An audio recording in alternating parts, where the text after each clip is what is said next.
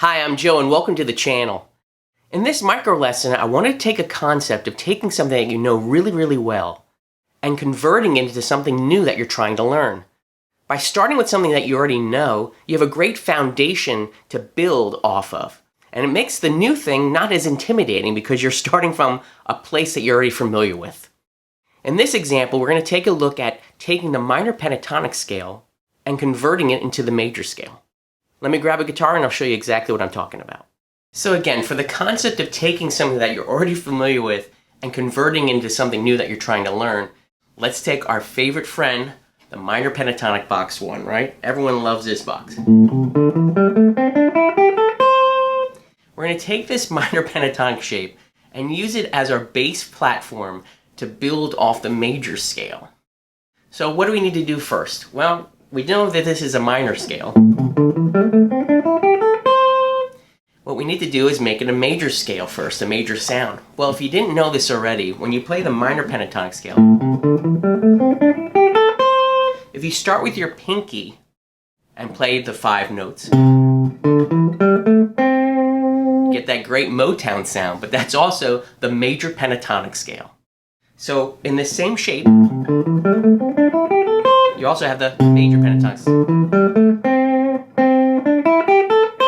It just depends where you start. Well, now we have a major tonality, right? So we're not that far away from a major scale. And all I've done was just use a different finger so far in this minor pentatonic scale. So let's move forward with this. Well, if you know a little bit of theory, you know that there's 7 notes that make up the major scale, and we already have 5 of them in this major pentatonic scale. So what are we missing? Well, we're missing the 4th and the 7th.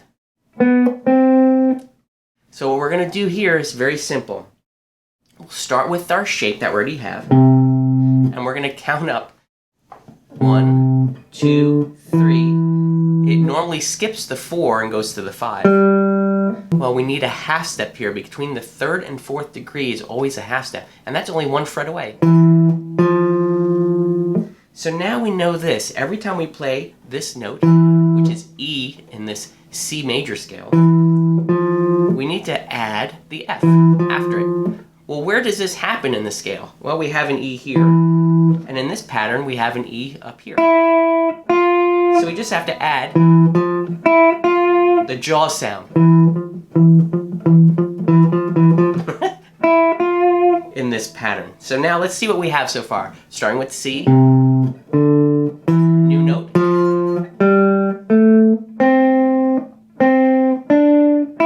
new note. So now we're getting there, we're really close. Now all we have to do is add the half step between the 7th degree and the root note. Well, where's the root note in here? Well, we have the root note here on the low E string. And we also have the root note here on the G string. And we also have the root note here on the high E string. So we just have to add the half step before these degrees. So now let's see what we have. We have the C, D, E, that new F. Here comes that new B to the root, C. The new half step to the F. The new half step to the root. And magically now we already have the major scale.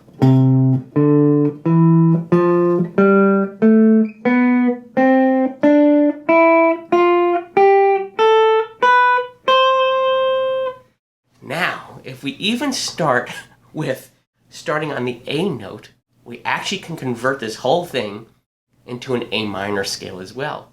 Because C major and A minor, they're the relatives of each other. So whenever you have a major scale, you have the relative minor. And that happens to be A minor for C.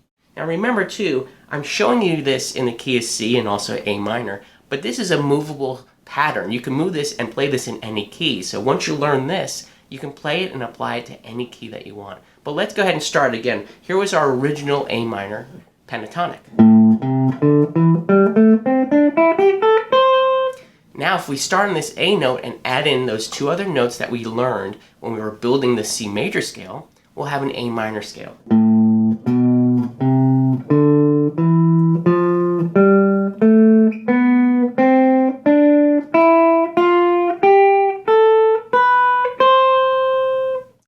again, all of this came from our famous Box 1. So, I hope that you found this kind of encouraging, that you can actually apply things that you already know on the guitar to learn new material.